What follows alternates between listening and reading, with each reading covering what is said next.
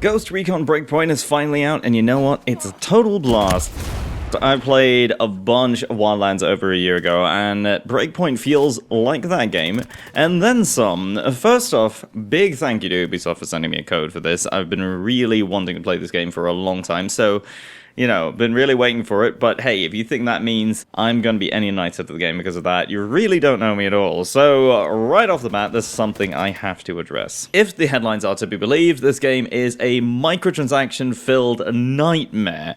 But to be honest, I didn't even know there were microtransactions in it until someone reminded me about that right before I recorded this, so let's take a look at what you can buy with your hard-earned cash.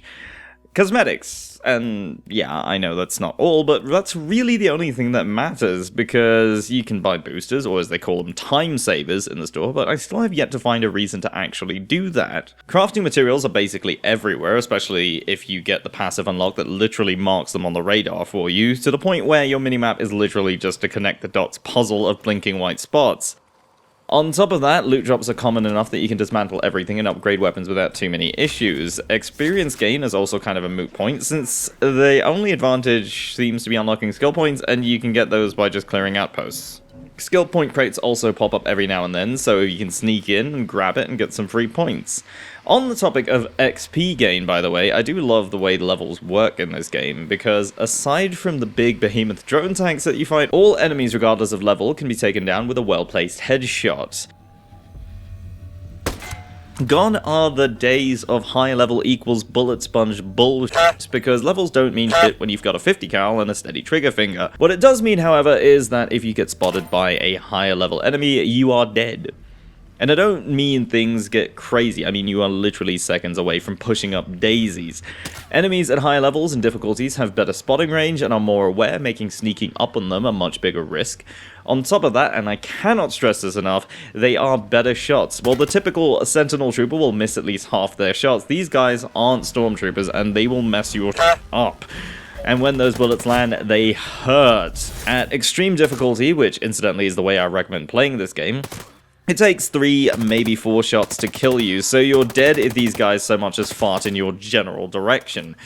So while you theoretically could take on a wolf outpost that's 100 levels too high for you, you probably shouldn't, especially not solo, but if you somehow happen to be some sort of 4th echelon Sam Fisher level operator, the feeling of pulling that off is just insane. Assuming you don't rip all your hair out before you do that. A guy once said, the price of success is hard work and shitballs. Oh, and I'm not even going to talk about vehicles, by the way. Aside from the helicopters that are useful for cutting down your travel time, the ground vehicles all handle like fridges on roller skates. I'm not sure if it's just because I'm playing this with a keyboard, but I can't keep these things on the road to save my life, and the problem is compounded with bikes, with the added bonus of you turning into a human cruise missile whenever you run into anything. So, unless something is extremely far away, I avoid these things like the plague.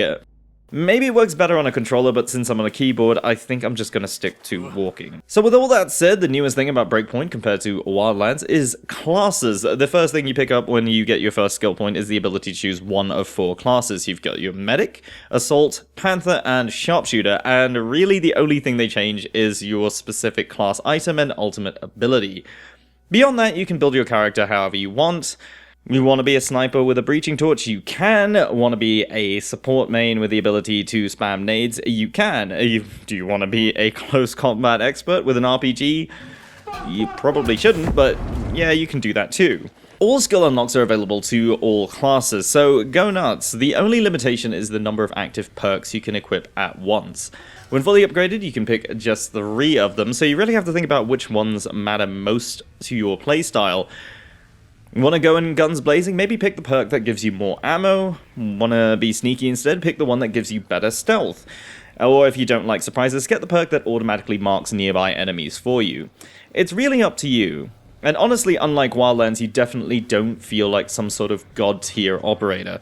Because in Wildlands, you are fighting off cartel members who, let's be honest here, probably aren't a match for you. In fact, the only time you ever really feel like you've got an even fight in that game was when they brought in the freaking Predator. In Breakpoint, enemies have basic training, and the special enemies you face off against are actually former ghosts led by the freaking Punisher. So I mean, you're not exactly punching downwards here.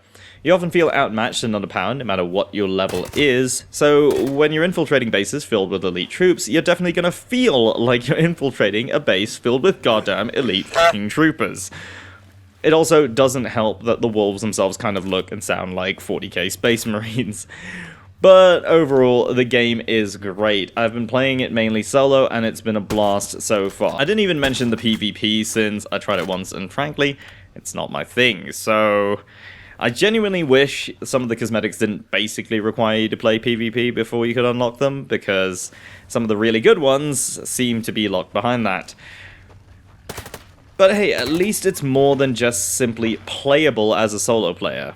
So yeah, that's it. It's a good game, all I can really say, and I'm definitely going to be playing more. If you want to see that, make sure to drop me a follow on Twitch, where I'll be streaming it.